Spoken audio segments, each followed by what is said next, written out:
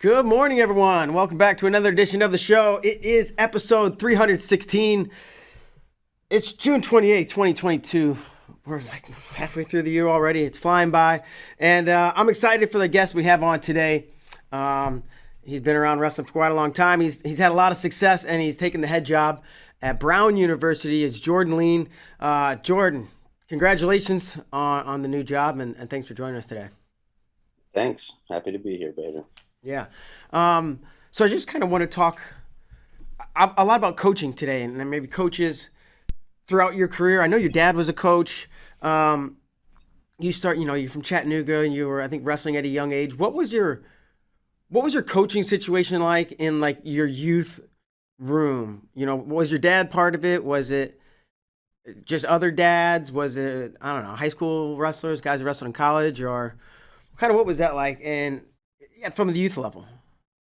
Yeah. Well, my dad was a college coach, like you said. So I was exposed to the sport at an early age. He was very intentional. He and my mom were both very intentional about him being dad and not coach.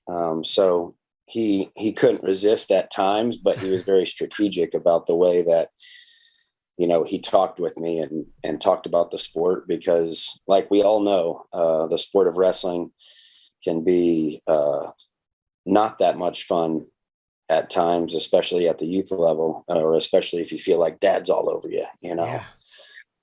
So they were both very good about trying to get me in good environments, and the best environment that they could put me in, and kind of let it go from there. I guess backing up on a personal note, did you just want, because I got two little girls and I want them to wrestle, but I don't want them to know how badly I want them to wrestle, because I don't want them to. Why did you want to wrestle? Why did you start? And did your dad expose you, push you, guide you, kind of steer you? I don't know. I don't know.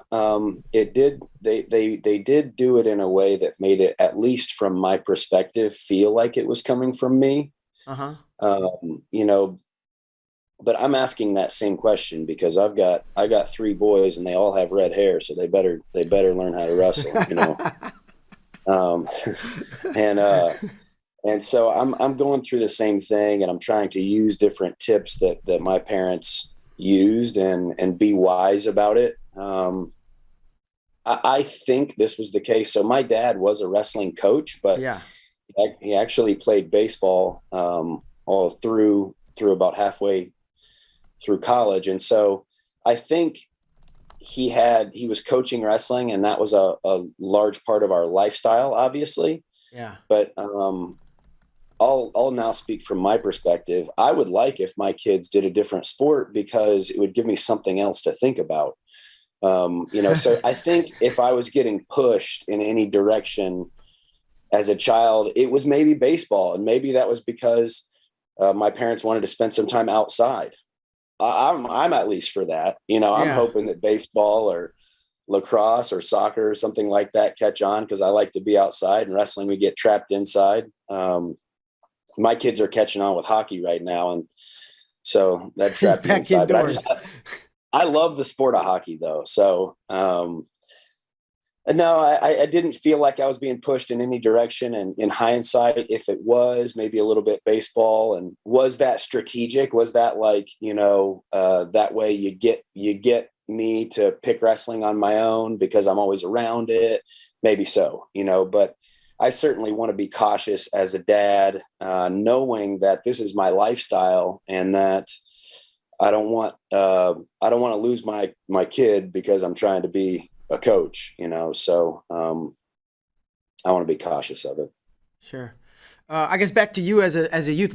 Why did you choose it on your own? Do you know? Do you remember? Man, yeah. The process of elimination. So in 8th grade, I was a 3-sport athlete. And if you would have asked me like how good of a 3-sport athlete I was, I would have said like, I'm going to go pro in baseball and football. Okay. In my mind, I was like a king, but really in reality, I only weighed 90 pounds. And And so I went to this prep school. I started in 7th grade and it was through high school. So what they do is the people who want to go there in middle school go there. And then by the time you get to high school, they'll recruit like real players. So I was quarterback of the football team in middle school. And then I played shortstop on the baseball team and I wrestled in the wintertime. And those were my two favorites, football and baseball. I liked wrestling.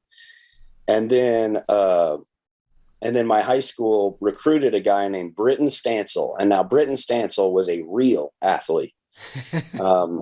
And Britton played quarterback of the football team. He played shortstop of the baseball team. But he played basketball in the wintertime. And so Britton came to school and stole my job in football, baseball, and he stole my girlfriend at the time. Get out. I was going to jokingly ask that. Yeah, no, it's a true story. It's a true story. And you oughta man, I could tell you a story, but do you want stories on here or no? Heck yeah. I love stories. I was just right. His name's Britton Stanton? Stansel, Stansell.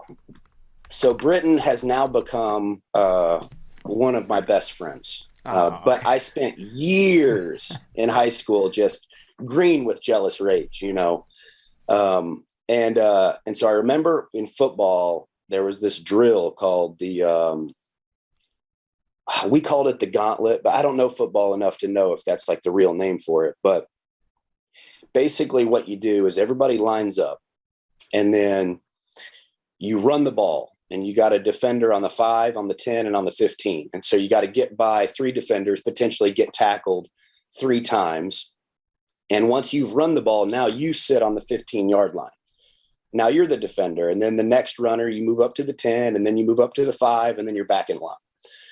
So I'm like, this is my time, you know. So I lined up right in front of Britton and decide I'm going to go get through these guys. I'm going to wait on the 15 and I'm going to go take this guy out for the season. I'm going to go hit him so hard that he, I'm going to put him away.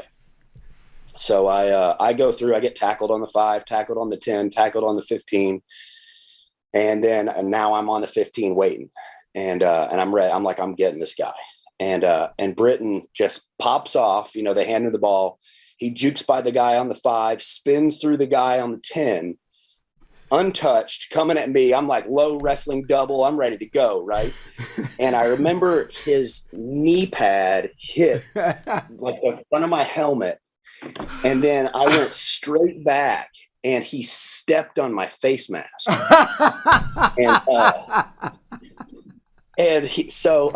then all the coaches rush to it. And they rush over there because they're like, Britton, how's your ankle? So that was like the defining. This is great. That was I've told Britton this story and he has no recollection of it. It meant nothing to him, but it was like a pivotal moment. It was like a coming of age moment for me in 9th grade. It was like, I'm not getting by this guy. I'm not getting by this guy. So I got to figure out where I can make my way. And so that was the beginning of a larger commitment to the sport of wrestling, I think. So, and you mentioned this right when I asked, process of elimination was Britton Stansel. Britton Stansel eliminating all my options other than wrestling. How you guys are best buds or close friends now? How did this happen? Or does he not even ever realize that he just ruined your life in middle school and was like, no idea. No, he had no idea. He was just like an all around great person, but I couldn't see that because he was wrecking all my dreams, Yeah. And it took some growing up and I think establishing myself in wrestling and just maturing to be like, you know what, I think Britton and I have a lot in common and we should probably be friends, Yeah. And it was me having to get over my jealousy and my insecurities. And then for Britton, it was just like, oh, of course, like I'd, love to hang out with you. I didn't see that coming. That was thank you. Like, can we tell stories? Yeah, you have. If you have more, please. This is gold. Um, Uh, so Dad didn't like coach you ever, or did he? he was around. I mean, he was very good. He and my mom both about being a presence, but I mean, he was coaching. So if I would Yeah, go to youth tournaments, it was usually my mom in the corner, yeah, and she was you know, my mom is kind of like the rock of the family, in those ways. So I'll tell you, like the other corner didn't want my mom in the corner, because she kind of knew wrestling and she would say it like she would say it. So it was, yeah, she's kind of more hardcore in those ways. My dad was more of an encouraging, a source of encouragement and optimism, and a guy who would build you up and believe in you and love you. I had a very nurturing childhood. I was very fortunate. And my mom was kind of the more hardcore one. So she would sometimes go to wrestling tournaments and tell people what's what, type of deal. we've seen moms like that at wrestling tournaments, for sure. Go, Yeah. I haven't been to a youth tournament in a minute, but that's an interesting place to go people watch. Yeah. Have you Yeah. been? Have you been? I don't know if there's any reason, like your kids, or if there's like another reason you would have went to Yeah. No, that recently. it's like, it hurts my stomach to be in there, but I know that it's in my future, and it's probably in your future, but it's Yeah, like, it's painful though. yeah, It's yeah. painful. When did you have like? Not that your mom wasn't serious or your youth coaches weren't serious, because I'm sure they were, right? But like, was it like high school, or was it? Did you do the club scene where they, it was a little bit more serious and a little bit, somebody with, not an offense to your mom, right? But somebody with a Yeah. lot Yeah. of wrestling Yeah. experience that's doing the coaching. Yeah, yeah. So I was put into a good school system. So Baylor School was the school that I went to, and it was a private school in Tennessee that was just a place that fostered excellence. So I think that was a start in seventh grade, was being around people that were trying to be excellent students and trying to be excellent in whatever sort of field, Yeah, whether that was piano or tennis. And Baylor did a great job of, you had to do two sports minimum. And so everybody was an athlete because there were only 100 kids per class. yeah, And so everybody was an athlete, whether they were or they weren't. It was a part of the student athlete experience there. And it was just an environment that really fostered excellence. And I value that. And I think that I grew tremendously from that. And then, as I started to kind of specialize, I suppose, in wrestling, I think internally, I wanted to be somebody, I suppose, and it wasn't necessarily always wrestling, but wrestling became my avenue. I wanted to be great at something. I wanted uh, to feel like I reached the top of something, and I wanted to see how far I could go at whatever it was, whether it was school or wrestling or the other things that I had going on. sure. And I did run in, we didn't have like a developed club scene in Tennessee, but I did. So I had a middle school, high school that fostered excellence, and I had coaches that really valued the sport of wrestling, and we had success. My high school teams were some of the best in the state. And then there was a guy in Soddy Daisy, Tennessee, which is where I lived outside of Chattanooga. There was a guy named Shane Turner, and Shane is still on the wrestling scene. Shane is somebody that I've worked with Dan Dennis on about I guess what's the word? It's suggesting him, but it's like I don't know what the word is, but what's that thing that you guys do? I'm blanking on it, but it's where you award somebody like $20,000 for being Oh, the yeah. overall. And What is that? the name escapes me too. Oh, Like I know, like Mike Ironman won it a couple of years ago, maybe yeah. last year. It was gosh dang it. I keep Jesse, what's that called? Do you know what I'm talking about? That he doesn't know. He was locked in. I'll think about it, see if I can figure this But out. Shane Turner is the type of guy who didn't take a dollar and just was about it. I mean, he was about it. And this was Hometown before heroes. Hometown Hero. Yeah. So Thank this you. is my plug, Shane Turner, Hometown Hero. And I know Dan Dennis would get behind this because we've talked Okay. about it. Dan, in his brief time in Chattanooga, like hooked up with Shane, and like Shane's passion for the sport is contagious, and it makes you want to be around it, and his passion in general.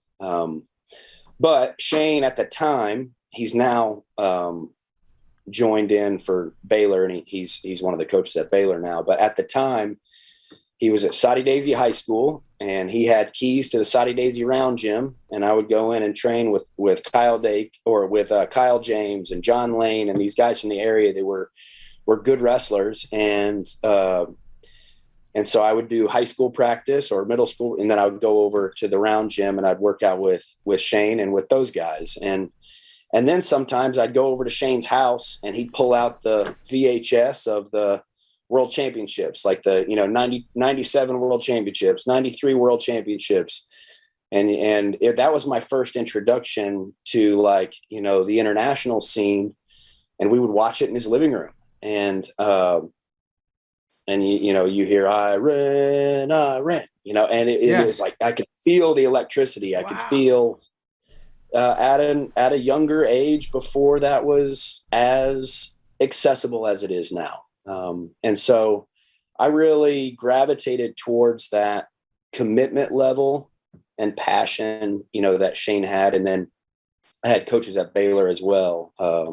Jim Morgan, Shaq Van Duzen, guys that were also committed and also very invested in the sport of wrestling. And so I was around a pretty nurturing environment with the sport. So with Shane Turner, how exactly did you meet him? Maybe I missed that part. I was writing a note. He was just on the wrestling scene in the Chattanooga area. Okay. He was probably one of the 2 or 3 guys at the time that were most into it. And I think that he was, the Soddy Daisy Round Gym was 3 miles from my house. So that made sense. Yeah. And man, anytime I wanted to work out or do anything wrestling related, he was there. And to my knowledge, never took a penny, which is unbelievable. Yeah. Fantastic. So was he has he since been a part of your life, a part of your wrestling career? Did he and or your parents, when there came time to, I don't know, talk about whether or not to wrestle in college or that, who was involved in those conversations with you? And I guess, when did that first cross your mind? Yeah. No, I think that was probably more my parents' involvement of is this something you want to do? And then my dad had some connections from his time coaching. And he had some connections with Cornell as well. He was back in the 90s. He was a junior college coach, and that was kind of the OG junior college transfer to Cornell system. Jack Spates was head coach at Cornell, and my dad was at a junior college in Kansas. And you wouldn't believe the number of junior college guys that transferred from Garden City Community College to Cornell University, got Cornell degrees, and were all Americans at Cornell. And so that connection, that was kind of the beginning, as far as I know, of Cornell being ingenuitive and using the junior college route, which they now use with TC3 and the gray shirts and that type of thing, but to get guys into the school and help get good wrestlers in there. And I feel like Jack and Spates and Rob Cole, the way that Cornell has basically been coached since what you just mentioned has been, Rob did it a little differently than like your traditional D1 wrestling school. Would that be fair to say? Almost more business-like, and I'm thinking that somewhat came from Spates and this creativity with the Cornell connection. Yeah. I mean, I think, and this is something that I learned from Rob and from others, but it's like you can obsess about what you don't have or the obstacles that you have, or in wrestling terms, you can obsess about like what the other guy's going to do, or you can spend your time looking at what we can do and what we have to offer and what, And I think that he always was a good example of like we didn't know what we didn't have at that time at Cornell. We didn't know that, the other programs were getting way better gear packages and way better, had maybe bigger budgets or bigger this. We didn't know because we were too busy taking inventory of what we had. And I think Rob has been a good example of like, well, this is what we have, this is what we can do. So let's make the best of it and let's make the most of it. And I think that mentality in the Ivy League has grown. Now you're seeing, okay, what can we do? There are limitations in the Ivy League, but there are also advantages in the Ivy League. Let's take advantage of our advantages and let's go compete with the best of the best. And so you've seen the other Ivy League programs do it, and now, God willing, you're going to see Brown do it. Yeah. And like, I used to think, and probably when I was younger, and probably more when I was an athlete, but sure, not that long after. Still, I was like, practice is running a program, right? Like, as an athlete, you just see the practices. Then you step back, you see a little bit more. You see the golf outing, and then you see, like, whoa! When you step way back, you're like, holy crap! Like, it's like getting on an airplane, going up in a big buildings, all of a sudden not so big. That's like, how important is practice compared to everything? And gosh, great point. I mean, it's still the focal point because that's the time when you're going to have engagement with the student athlete. That's the time when you get to do what you really wanted to do from the start when you got into coaching. Yeah. But so I think it's when you lose that, it's bad. But there is, an aspect, I think, of being a head coach and especially being a head coach at an Ivy League school where, my goal at Brown is to hire such a strong staff that I am able in time, not right away, but in time, I'm able to spend my time working on the program and engaging with our guys.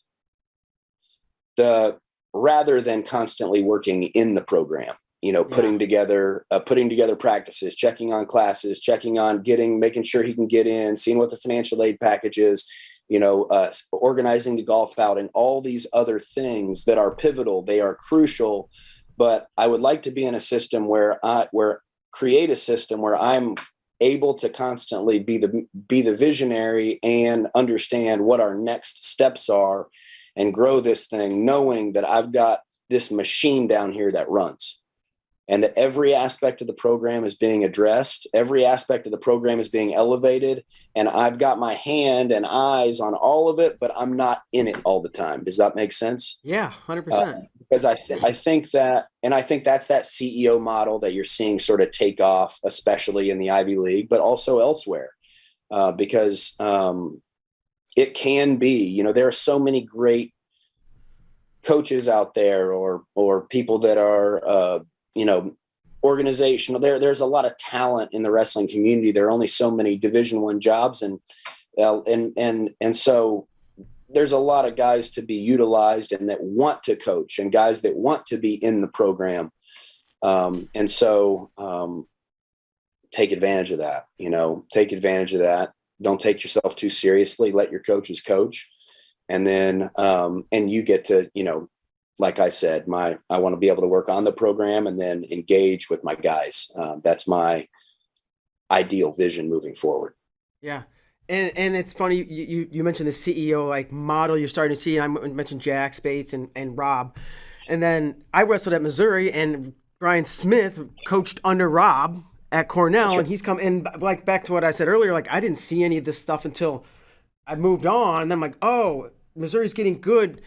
One, because Smith was putting together good practices, but as he grew the business, he could step back and do the things you just totally described. And think about how pivotal Tiger Style was. Yeah. I mean, when I read, I remember the last email I got from Brian, and I read, and I don't know if he still has this, but I read the description of Tiger Style. What is Tiger Style? And I read it and I got chills. And that takes a leader Yeah. to establish, like, this is who we are. This is where we're going. And that's not just running practice, but that impacts every practice. That source of identity and knowing who we are, knowing where we're trying to go, and taking pride in that. So I think, yeah, Brian is obviously an example for all of us in the profession with that stuff. Yeah. And I guess let's just chat about your time. You were at Pitt for at least a few years. I don't even know how many in total, but how was your time in that experience, and how did that you see that program, I don't know, maybe evolve or grow or change, right? For better, hopefully for better. But you know, Keith's at the helm. I didn't get to spend. I've been there a couple of times, but I guess it was around Cornell a lot more in the time when Rob was there than I was with Keith. So I didn't really get to see Keith in action. Yeah, you were around in Ithaca a lot. Yeah. I remember. Well, you can keep me back on track, but I just remember you put that or Flo put that release out a couple of weeks ago when they announced my hiring, and then we had that video of us getting red bellying you. And that was the thing that caught my attention. Sorry, go ahead. No, Mark, you sorry. go. I was gonna give you shit for doing that, but go ahead. Okay. The thing that caught my attention was all the cargo shorts in the room. Did you notice that? It was 2010, man. I know. That's when it was. We just so much cargo was in there at that time. Pockets for keys, your wallet. You could put a bag of chips. You could grab, a donut over here. You can carry just about anything except a conversation with a good-looking girl. Yeah, that was BS. I think that pink belly was actually here. I think you were in Austin with Steve Brown, maybe, or Eve Edwards or somebody. Yes. And Joe walks. This was like 3 offices ago, and Joe's like, Bader. I'm like, what? He's like, come here. I'm like, you come here. Like, I'm doing something. Like 3 times in a row. I'm like, what is he up to? Yeah. Then you guys snuck attack me. But I remember those. I remember you coming with your handheld camera. Yeah. Coming into the room. I mean, it was modest beginnings. It was modest beginnings for what is now, an empire. Yeah, it's crazy to be on, going from day one till now. But we're talking coaching. Keith Gavin, right? So yeah. So I got 6 years. 1 year at Cornell, 1 year at Duke, 6 years at Virginia, 5 years at Pitt. And the time has been invaluable. I was strategic about where I was going because I wanted to develop the skill of figuring it out and elevating a program. My assessment was, if I go work my way up in one program that is successful, maybe I get a good job at I get a good job faster. But my concern was, I'm not going to be ready and prepared when I get that job, because I only have experience in one system, and it's been a successful system. And so then it's you're banking on applying that system to this next one and hoping it works. And I'll tell you something about college wrestling that we all know: everywhere is different. Everywhere. Yeah. And each system is different. Each place needs different attention. And I think my opinion on the matter was, the best skill to have is the skill of having confidence to know that you can figure it out. And so the experience behind that is going to build the confidence, obviously. And I got to experience that at Virginia. During my time at Virginia, we were able to have program best team finish, program best individual finish, program best recruiting class, program best across the board. And we figured it out. We figured out a way to elevate a program and take a program somewhere that it had never been previously. Pitt, the job description was a little different. They have experienced national success, but it's been 75 years. Yeah. So, times are obviously different than they were in 1954 when they won or when they were second in the country. And the job description was different. The recruiting was different. It was a culture change. That was different. So there were a lot of new challenges that were like, okay, let's see if we can figure this thing out. Let's see if we can get this thing on track. And so my experience with that, working with Coach Garland, our staff there, working with Keith and the staff at Pitt, was invaluable to just develop that skill of knowing that we can figure it out, and we can do something that hasn't been done before, or that hasn't been done in, a half a century. Sure. Maybe take me through some of the differences, right? You said every program's different. Maybe just one or two differences between Pitt and UVA, or the way the Garland does it versus Keith, or, the kind of kids you're looking for, et cetera. The recruiting difference is UVA is national recruiting. You have a national brand. You have a national brand from a university standpoint and from an athletics department standpoint. So you're recruiting Jack Mueller in Texas, George DiCamillo in Cleveland. You're recruiting people from all over the country. Pitt has more of a regional relevance, and specifically, that's all you need at Pitt, because the recruiting strategy is locked down Allegheny County in Western PA. Yeah. And so recruiting was a lot different. It's how you do it, and the exposure, and the way the recruiting strategy had to be completely different. So that's one example of a difference. Another difference is just culturally, there's a difference. UVA traditionally excels in more of the white collar sports, like the tennis and soccer and lacrosse and those types of things. So that creates a different on-campus culture. That's a different on-campus fit. Pitt is more traditional blue collar Pittsburgh culture. Steel Town. Yeah, it's like you're not. I remember one big difference was this is silly. Yeah. But it was like, when I was at Virginia, you tuck your shirt in. When I'm at Pitt, you don't tuck your shirt in. It's like you tuck your shirt in, you go into somebody's house, your shirt's tucked in. It's like, who's this pretty boy? At least that's what I thought was going on. Maybe that was in my mind. It sounds right. The other way is, if you're representing the University of Virginia, you go into a house and your shirt's untucked, you might look sloppy. So it's funny. Culturally and recruiting, those are two differences, I would say. Okay. And now looking at, right in front of us,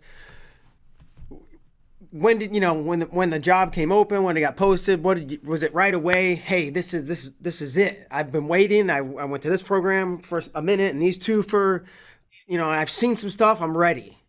Or yeah.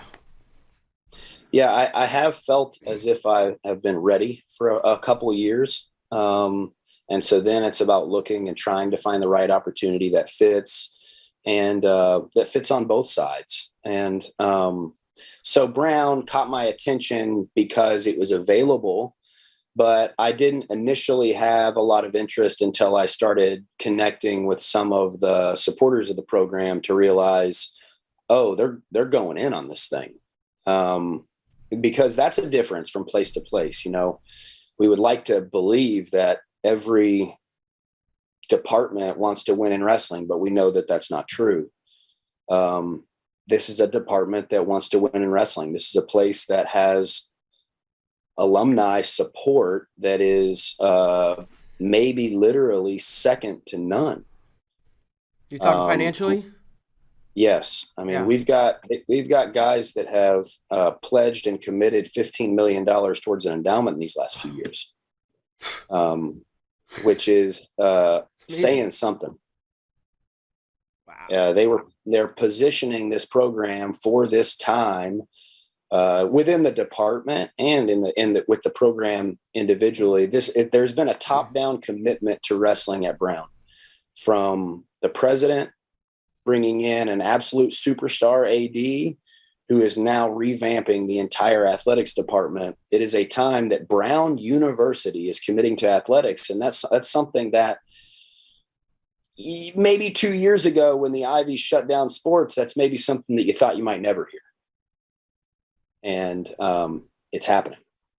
When did this AD, the superstar AD you're talking about, get hired at Brown? So the president came in 2 years ago. Her name's President Paxton. And her message was Brown represents excellence. And so if we're going to do something, we're going to be excellent.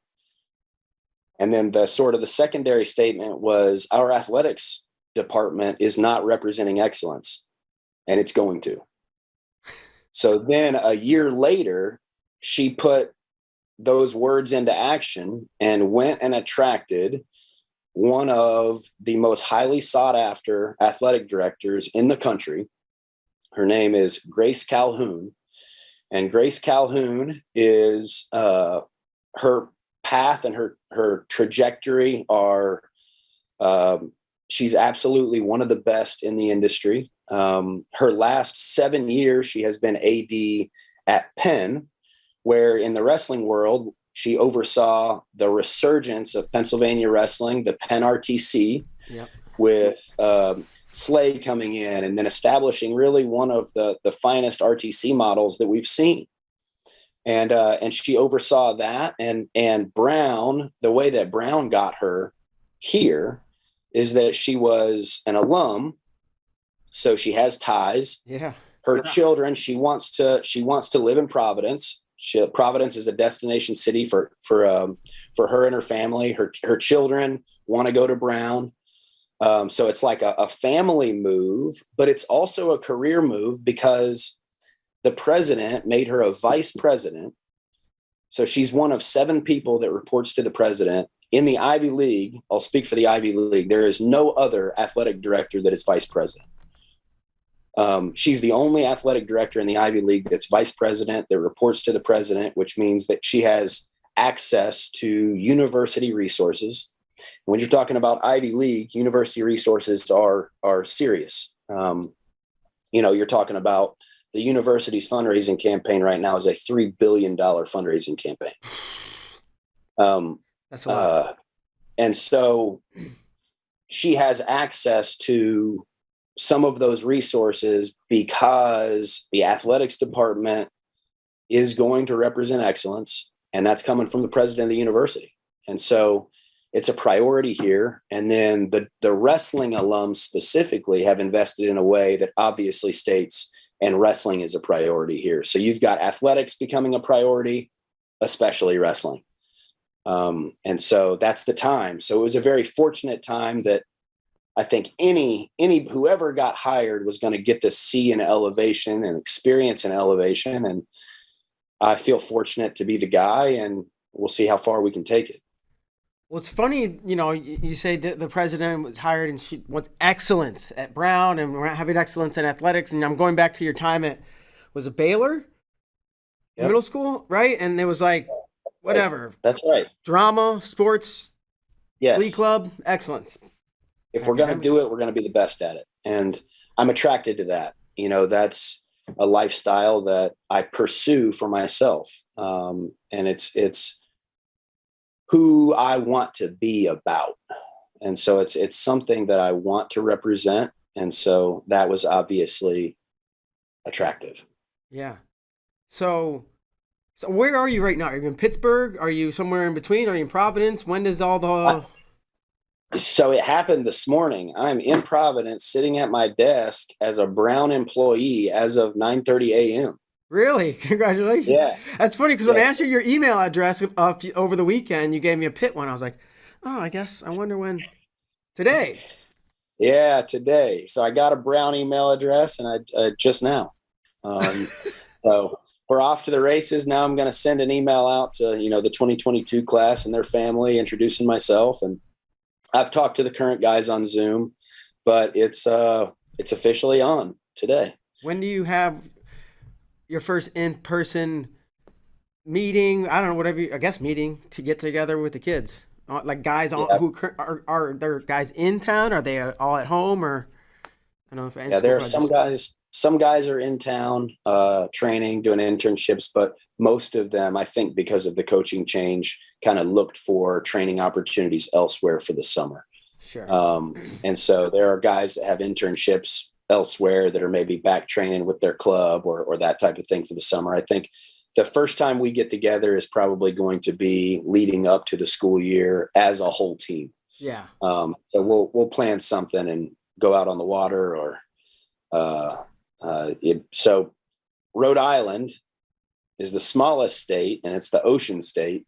So pretty much if you're anywhere in Rhode Island, you're on the ocean and, or the bay or that type of thing. So yeah, so I'm looking forward to taking advantage of our location, which is obviously it's a vacation type of a location, and getting to know the area and getting to know the guys, and I'm looking forward to doing that before the start of school. Sure. Students aside, right? Meeting. What are the next steps as CEO of Brown Wrestling? Well, I got announced a couple weeks ago. I knew about it maybe a couple weeks before that. So Oh no. Can't hear you. Is somebody calling you? Sometimes if somebody called you or texted you, but for some reason I can't hear you. It's not my headphone, is it? Huh. Did we lose him? All right. So we're here talking with Jordan Leen, head coach, day one on the job at Brown University. Don't know what happened. Technical difficulties do happen. I'm gonna say lightning struck the building where he's at, and that's the reason for this glitch. But we are holding tight. It's been kind of cool to hear his journey with his dad being his coach, but not really his coach. His dad was a wrestling coach. My favorite part about this interview, and this is one of my favorite stories I've heard in quite some time, is the Britton Stansel. This guy comes and takes his starting job as quarterback. This guy comes and takes his starting job as shortstop and literally takes his girlfriend and then knees him in the face and knees him in the chest and steps on his face. Sorry, I was trying to fill some time as we were gone, so I was going back through the interview and recapping where we'd been. But can you hear me, Bader? I got you, man. I figured you caught me. I didn't miss any of it. You did a great job of rehashing it. Okay, thanks. So, but we were at the next steps as CEO. You said you got the job a couple weeks ago. You heard it about a couple weeks before that, and that's where I think where I lost you. Yeah, so my head's been spinning, and I've been trying to get things organized in my mind and in action. And when I talk to other coaches about it, it's been kind of a similar response. I talked to Kevin Ward yesterday and Chris Ayers yesterday and Jay Weiss. And I just asked him, I said, hey, you remember your first few weeks on the job? And Kevin said, no. And I said, oh, all right. He said, you block that stuff out. It's like having kids. He's like, if you remember the first few weeks, you're never going to do it again. So I have been experiencing that, I've been experiencing like, holy smokes, I don't know if this is sustainable or not. We got to get some traction and kind of hopefully things will settle in time. Yeah, it's got to be overwhelming. I mean, it's like, recruiting, fundraising, coaching, 100 other academics, financial aid, RTC, or we do a TC3 type situation. Are we, and I'm probably not even hitting half of it. No, you're exactly right. You've hit the big ones. And then there are specific questions from parents of incoming kids. Like, what do you want them to do? It's like, I'm not sure. What's your plan for this? I don't know yet. Yeah. We'll get there. Who's your staff? We're figuring it out. Yeah. How do you go about, have you had any conversations? You don't have to tell me who, or you can, but yeah. Have you had conversations with people and trying to do that whole put your staff together? Yeah. So they had a pretty darn strong staff as it was. I'm sitting here in the office with Jesse Delgado right now. And they had two assistants, volunteer assistant. And so I'm going to keep two of those guys. I'm going to keep Jesse Delgado as an assistant. And I'm going to keep TJ Dudley as volunteer. Sweet. So I sat down with those guys, went through an informal interview process on the phone and then in person a couple weeks ago. And so, and then we're going to add to the staff. So we're going to add one more assistant. We're also going to add an RTC coach. We're also going to add a director of ops. We're also going to add potentially RTC guys. And so there's a lot of energy behind it. I've got a lot of support. And so, so we're going to get to add to something that was already pretty strong. Sweet. What kind of athletes are you looking for, right? If you're throwing a pitch, this is the kind of kids we want here at Brown University. I'm guessing the word excellence is in there somewhere. Nailed it. You nailed it. Yeah, guys that are in the pursuit of excellence, I think, and that have an affection towards a professional lifestyle, a lifestyle of being the best at something. Obviously, I also want to pursue a diverse group. That's something that Brown represents. It's a place that is kind of self-exploring. There's this thing called the open curriculum at Brown, which sets it apart academically from every other university and school in the country. So there's a sort of learning environment here that is self-exploring and that really celebrates different viewpoints and different ways of doing things and figuring it out on your own. And so I want to integrate that in my recruiting as well. I want the guys to fit at Brown and fit in the room and be guys that are professionals, but guys who also have a passion for figuring it out. Because we want to use these Ivy League brains, something that a lot of people will say about an Ivy League student athlete is like, he's too smart for his own good. He gets in his own way. He overthinks it. Those are things that I've heard, but what's the advantage? These kids are especially bright. These kids are especially driven. So what's the advantage? And I think the advantage is really helping them become their own best coach, helping them identify their lane, and then helping them broaden their lane. And that's going to take some intrinsic motivation, and that's going to take some courage to self-explore, a little trial and error, a little ingenuity. And so I certainly want to create and sustain a system of wrestling and a culture of wrestling that is professional and that is world-class. But within that system, I want there to always be room for ingenuity, always be room for figuring it out on your own, always be room for a guy like Ben Askren, always be room for a guy like Jordan Leen, frankly, I want to figure this out, and I've got coaches here as resources. I've got a system around me that supports me and pushes me forward and elevates me, but I'm going to figure this thing out. And it's going to be me out there. I'm not just a part of a certain style of wrestling. This is the way that I like to do it. So a little pride and individuality. And I think that kind of comes, I want to foster that inner desire, because I believe that the most important aspect of being a great Division I wrestler is desire. I think it's desire. I think it comes from within. And if you have a strong desire, you can figure it out. Is there like long-term goal? I'm sure the first goal, you're going to set goals tomorrow for next week, but right, big picture, is there like goals and visions for the program?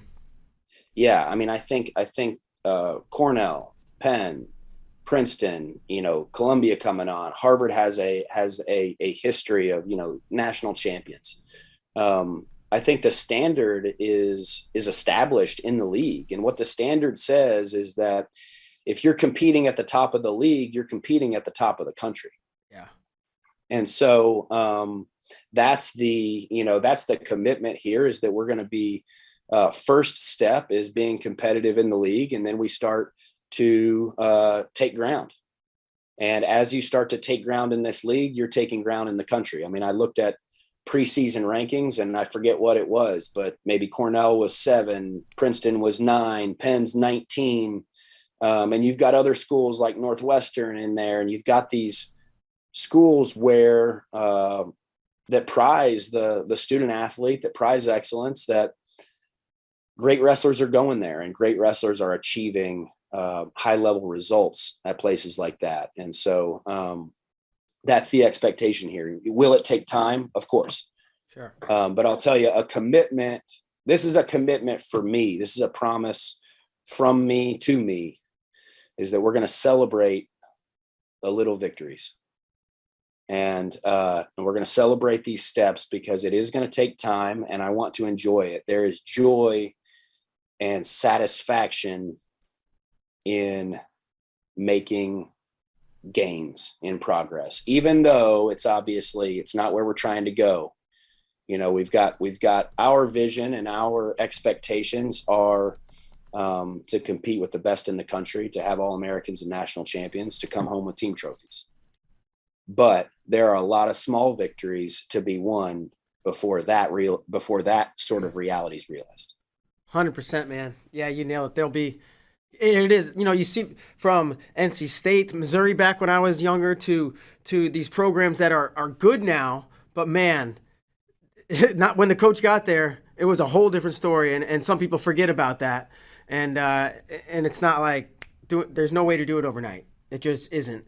So I'm glad to hear that. Did you enjoy being a part of the climb at Missouri? Because you were a part of pivotal years. I mean, I remember going on an official visit, and you introducing me to Jack Black, I think is what it was. What was Tenacious D? You introduced me to Tenacious D. You brought me to the dark side of Tenacious D, baby. Oh man, you're welcome.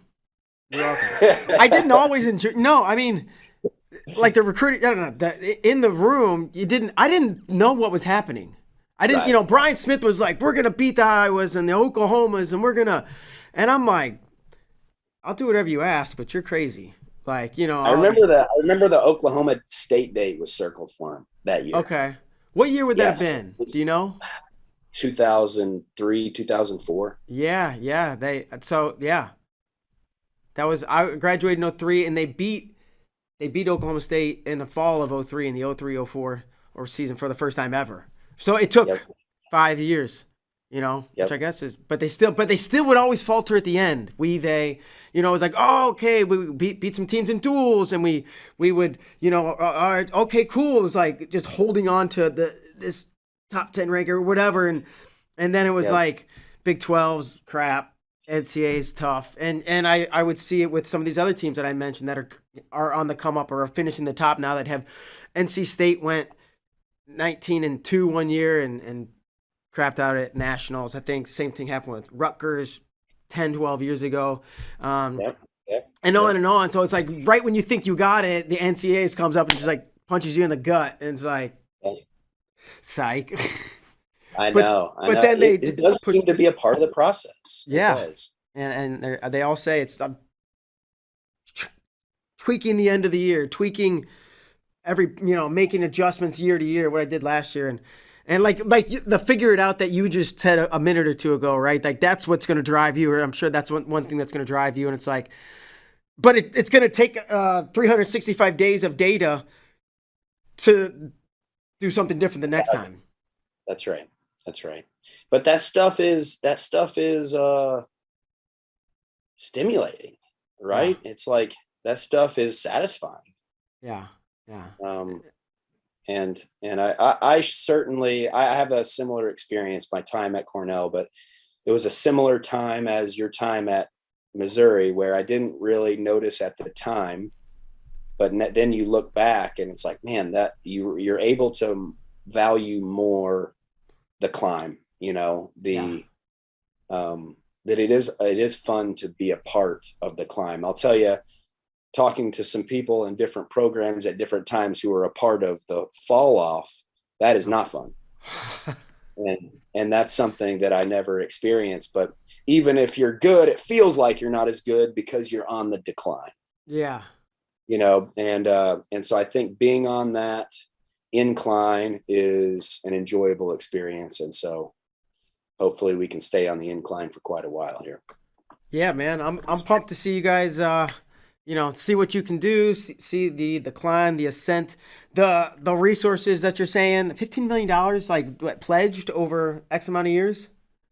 Yeah. Within 5 years, it's supposed to be at 15, but what there's, I mean, it's been pledged and it'll come in, Yeah. it'll come in over time. Right now it's like 10 or 12 or something like that. And then it'll be at 15 in 5 years. And once you get to 20, it's done. The program is fully endowed and the pay scales are competitive and everything. And then what you raise is all just bonus.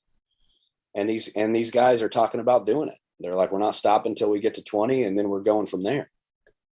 So is this like, more money for coaching staff, more money to put into RTC and RTC athletes, and yeah, you can't pay athletes. There's the NIL, but I know that can't come from the school. So is that would it be for coaches, more coaches, RTC coaches, facilities? Yeah, RTC will always be a separate entity. So Okay. that's just speaking of Brown Wrestling University. and the future of Brown Wrestling. I mean, a part of the desire to give to an endowment is knowing that you give to something that is going to last forever. Yeah. And a part of giving to the desire and the appeal to giving to the RTC is it's got like right now type of impact. So we are hoping to mobilize our donor base for those guys that have not gotten the message yet or have not been as involved yet, that like the time is now. This is the new era. And these are the two entities that are going to impact Brown Wrestling forever moving forward. Because I'll tell you that the faster we win here now, the more excitement, the more investment, the more things will pop early. And there's also a pull and a gravitation towards the endowment because that's where they're leader in their field. And that's talking about investing into something that is going to last forever and investing into something that is you're going to be able to take pride in Brown Wrestling when your grandchildren's grandchildren are in their walks of life. And so those are kind of the two big pushes and will be the two avenues that really help Brown Wrestling moving forward. Awesome, man. Awesome. Well, yeah, I've had a great time chatting today, hearing about your story, and then looking ahead. We're gonna give you the final word, though. Anything you want to say about anything before we let you move on your day? No, I think you gave me an opportunity to cover a lot of stuff. Thank you, Bader. You bet. Thank you, Jordan. Again, congrats on the new job. Best of luck moving forward, and we'll see you soon. Thanks a lot. All right, thanks. Take care. All right, folks, that'll do it. We're out.